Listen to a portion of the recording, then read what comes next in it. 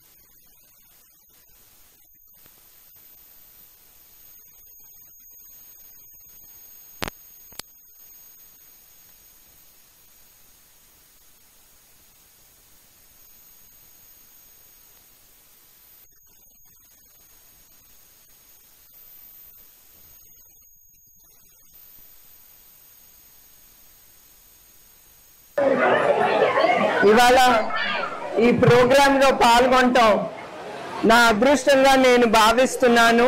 బాబన్న మా ఆయన తప్పకుండా అదే చెప్తాను. మీరు ప్రజలు కుప్పం నుంచి ఉన్న ప్రజలు మీరేమంటారు చెప్పండి. ఆనందం ఎందుకు చెప్పండి.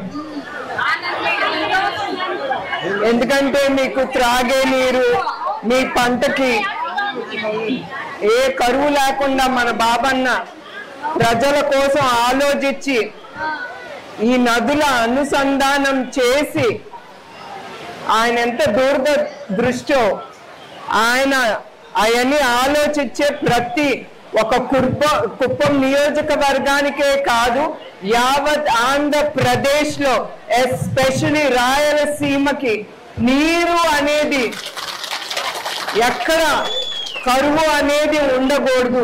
కరువు ఎందుకు వస్తుంది? నీరు లేనప్పుడు. మన అన్నదాతలకి వ్యవసాయం చేయటానికి నీరు అనేది అవసరం.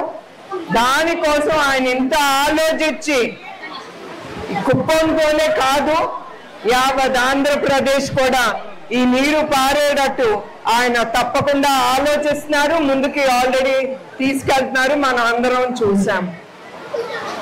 ఈ నీరుతో మన కుప్పంలో స్టోరేజ్ అయ్యే నీరు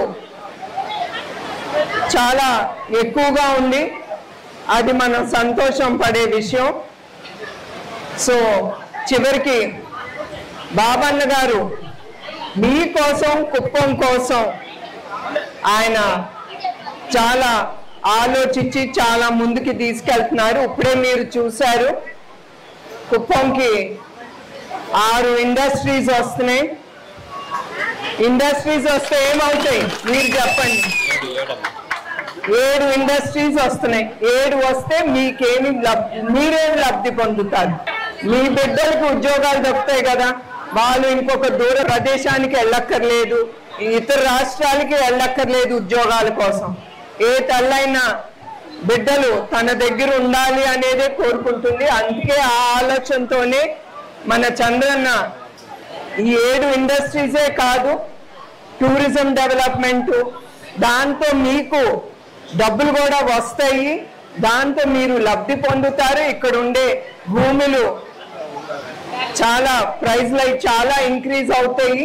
సో మీరందరూ దాంతో మీరు సంతోషంగా ఉండాలనే ఆయన బాధ్యత కూడా. దాంట్లో 7 కంపెనీల్లో 3 కంపెనీలు మన మహిళలకే ఉద్యోగాలు. ఈ 7 కంపెనీలు వచ్చి 2203 కోట్లు ఇక్కడ ఇన్వెస్ట్మెంట్ జరగబోతుంది. దాంతో డైరెక్ట్ ఇండైరెక్ట్ ఉద్యోగాలు 30,000 మందికి ఉద్యోగాలు లబ్ధి పొందుతారు. సో ఇక్కడితోనే మీ బాబన్న ఆగురు మీ అందరికీ బాగా తెలుసు, నాకంటే కూడా. ఎందుకంటే ఆయన జీవితం అంతా ఎప్పుడు ప్రజలు, కుప్పం ప్రజలు అనేది ఆయన ఆలోచిస్తారు చివరి వరకు. సో ఆయనకి ఎప్పుడు మీ ఆశీస్సులు ఉండాలని కోరుకుంటున్నాను. అందరికీ నా హృదయపూర్వక నమస్కారాలు. మరొక్కసారి దీంతో పాల్గొనటం నా అదృష్టంగా భావిస్తున్నాను. నమస్కారం.